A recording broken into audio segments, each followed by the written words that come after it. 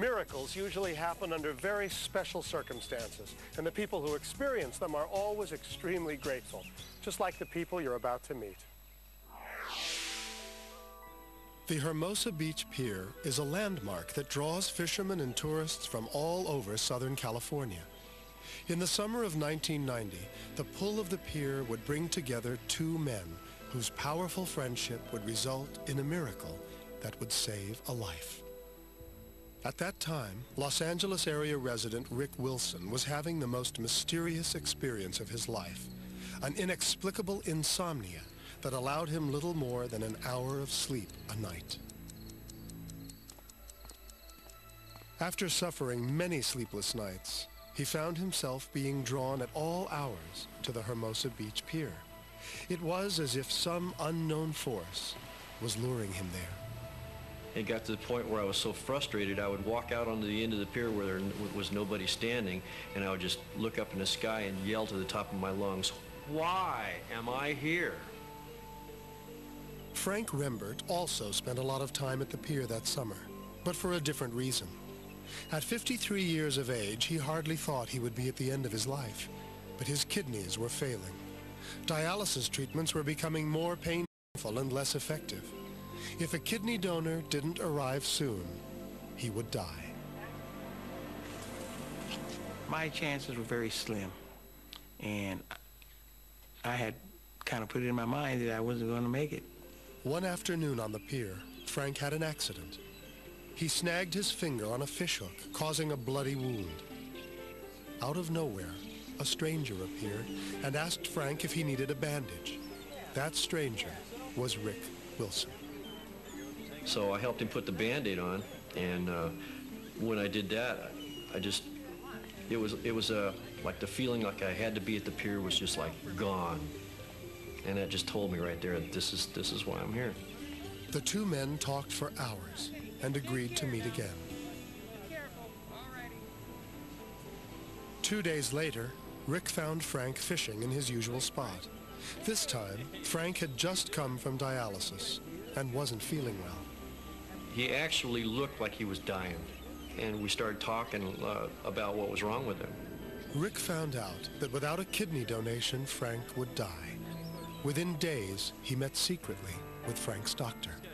We have him on 3 different lists for a kidney. That's when he told me that it would be like 5 to 10 years before he got a kidney, if he lived that long. Almost as an afterthought, Rick asked the doctor if he could take tests to determine if he might be a suitable donor himself. And he says, well, chances are it won't match because he's black and you're white. And I said, well, can we take a shot at it? If it's a 1,000,000 to 1 chance, there's that one chance that it might happen. Blood and tissue tests would reveal that Rick and Frank were a perfect match.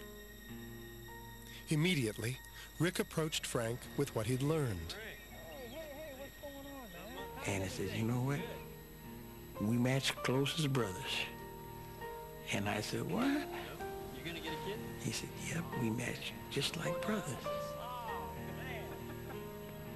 You cannot just give your kidney to a complete stranger. Rick's determination to give Frank a kidney was threatening to tear his family apart. What about the girls? My wife, it got down to the point where we would argue all the time. She didn't want me to do it because it was a potentially fatal surgery. She says, well, why don't you save your kidneys for your kids, And I said, well, this is something I've got to do.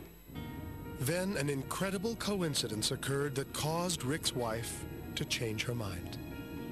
She pulled up to a stop sign about 2 blocks away from home, and she saw a bumper sticker on the car in front of her that said, kidney donors save lives. Ever since then, she's been 100% behind me. 8 months after Rick and Frank met, they went into surgery.